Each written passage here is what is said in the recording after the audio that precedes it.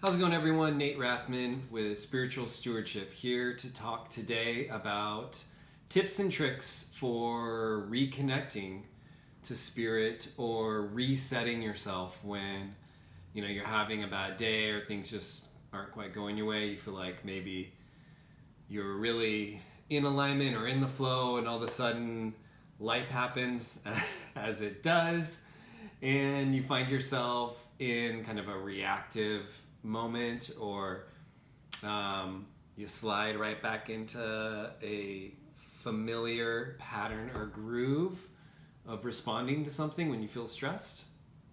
All of that is awesome. That's part of our journey. That's what I'm here to talk about, because I do that all the time. And today I just wanted to discuss what are the things that I find to be incredibly valuable in terms of okay, that happened. Now I want to stop the momentum and reintegrate, kind of come back to center and try to get myself a little bit back into alignment. And I would say the very first thing I want to say about this is go easy and keep the expectations low with regards to how well we come back into something. If you're flying high and you're in alignment and something knocks you way out of alignment, I don't think it's realistic to think, okay, I'm gonna get right back into that zone, that in the flow, you're feeling it, you got the juices going. I think a realistic expectation is, okay, I'm not incredibly out of alignment, I'm not upset, I'm not pissed, I am moving into a neutral place, and maybe neutral with some grace and some abilities for self-reflection to say to yourself, okay, what the hell just happened here, and what can I learn from that? And that could be anything from a fight with a partner or a spouse, or just even a disagreement.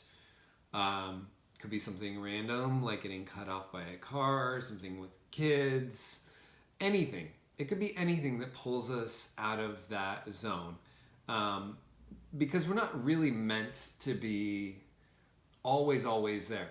I mean, I think it's an ideal and a lofty goal, and it's something to strive for, because it can kind of, if you have that expectation, then you can start to manifest that and bring it in. But I also think that you do need to be gentle with yourself and recognize that we are on Earth having this kind of grounded experience, so that we can do that dance. I've said this before, that we pop out of alignment and then back in, and pop out and pop in, and that contrast that happens there is actually those are the beautiful moments of life. That's what teaches us things. That's where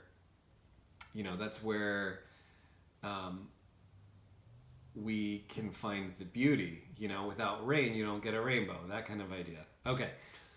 So I mentioned a word, I just said it, and it's one of my favorite techniques for when I am out of alignment, and that is grounding. But more specifically, I am a huge fan of earthing, and I do agree that you can ground your energy. I know that people do that. You can kind of sit, imagine yourself, do the whole visualization of a column of light coming through your center, going through your chakras, maybe all the way to the ground, growing roots, connecting with Gaia, pulling energy up, releasing bad energy. Nothing wrong with that. That's not what I'm talking about. I think that stuff is awesome. I also, as I've alluded to in some of my other videos, I have a pretty busy brain. Sometimes I need things that are very concrete and very real.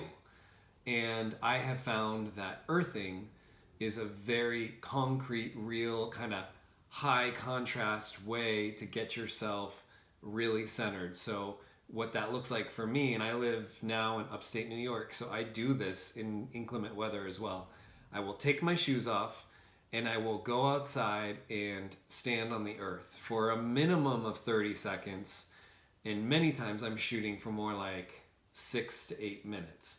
Now, when it's snowing, I don't do that because my feet would freeze and it's really uncomfortable. But what I will do is I will go out with shoes or snow boots or whatever in the weather, and I will either find a rock or a piece of dirt, or I will talk to a tree. Yes, I talk to trees, and I will ask the tree, hey, do you mind if I ground my energy physically by touching you? And if the tree says yes, if I feel like it's a yes, then I will use the tree as a way to ground down, because you don't need to physically have your feet touching the earth to be grounded and to do earthing. You just need some part of your body. It's about it's about changing the magnetic field of your body and having it be in direct physical contact with the earth, so that you can I'm not totally sure. There's a movie on earthing, but it has a lot to do with all of the Bluetooth signals that we have going through us all the time, all the digital satellite signals. They're not super healthy for us if we don't regularly ground or earth ourselves. So going out, I don't necessarily do it for those health reasons. I do it for the spiritual reason of I want to physically feel the earth and feel supported. So I will either put my hands on a tree, put my hands in the dirt on cold weather, on normal to even moderately cold weather. I will go out and stand.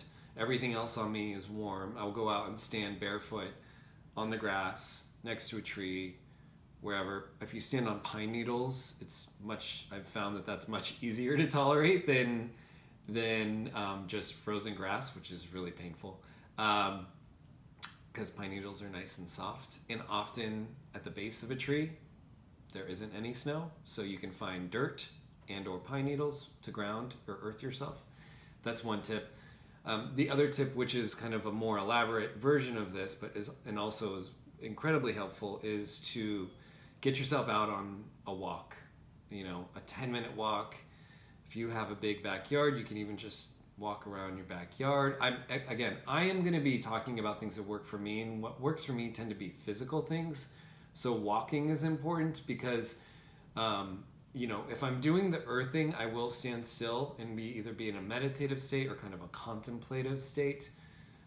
If I'm trying to get my body a little more involved, then I will walk and do kind of a mindful walk or a meditation walk. And this is, again, these are ways to reset your energy after maybe you feel like you've been knocked offline. Another technique, and I'm not going to spend a lot of time on this because I think anyone who's watching this channel probably utilizes the power of meditation or breath work. Both things, excellent ways to ground yourself. And to reorient yourself. The breath is obviously one of the single fastest and most powerful ways to bring yourself back to center.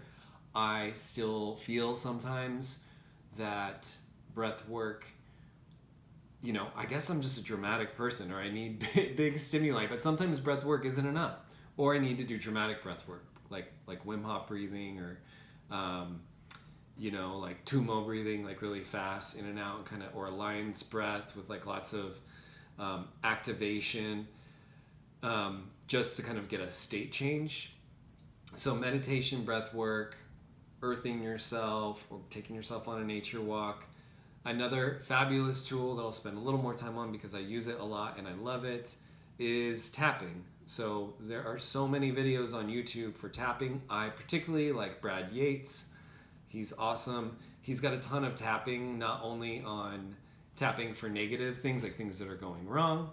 So in this case, you could type in tapping like how to realign with source, or tapping on frustration, or tapping on disappointment, whatever the feeling might be. If you have been, you feel like you have been taken out of alignment, you could tap on that particular feeling that comes up.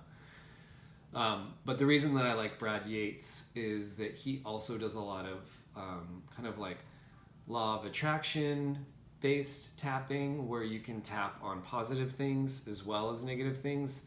I like tapping on both, and I just like the variety. So he's awesome for that. And the other thing that I like about tapping is that when I tap, for me personally, I enjoy doing it in front of the mirror, looking at myself, And not just doing it because it helps with the points, but also doing it in a way where I'm embodying some of the principles of mirror work.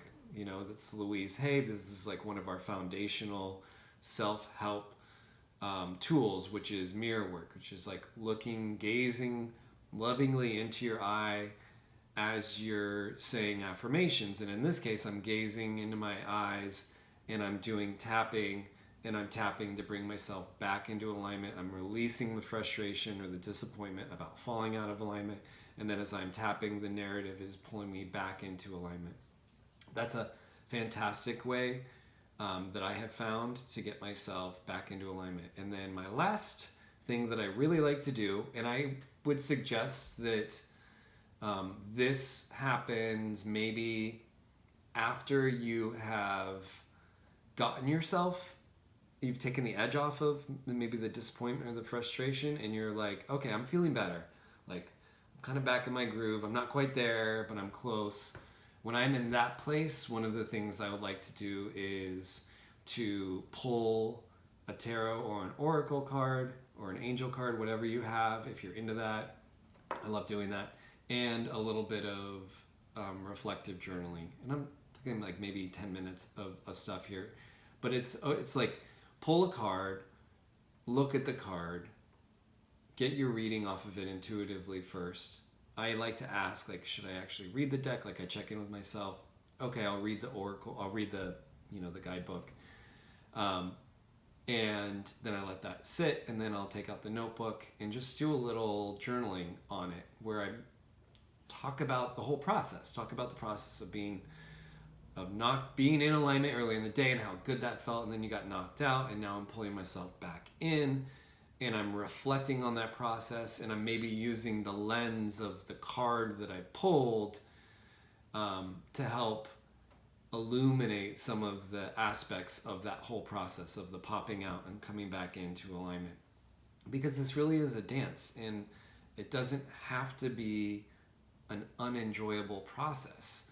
If you have all of these tools around you and you know you can utilize them and you know that they work, then coming out of alignment is no big deal. You're like, okay, well, I got my process. I got my team. If you got a team of guides or spirit guides, whatever, you can ask them for help as well. But you just know, you're like, this is just the game. Gonna be in it for a while. You're gonna be in that vortex. You're gonna be in your flow. Pop out. Use your tools, earthing, some tapping, some breath work, maybe pull a card or two, come back into center, and then reflect on that process. And what that's going to do as an overall thing is it's going to make the process of coming in and out of alignment much more enjoyable and hopefully smoother, and maybe even you spend less time out of alignment and more time kind of like in that place. And also you don't get hit with any anxiety about like, oh, I've lost it and I won't get it back. You're always going to get it back. Okay, there's just a quick video on some tips. Hopefully you like it. If you do, give me a thumbs up. And again, you can connect with me on my website. And if you want to write a comment, that'd be great on maybe a tip or a tool that works for you as a very quick reset. Okay, hope you guys have a good day. Bye.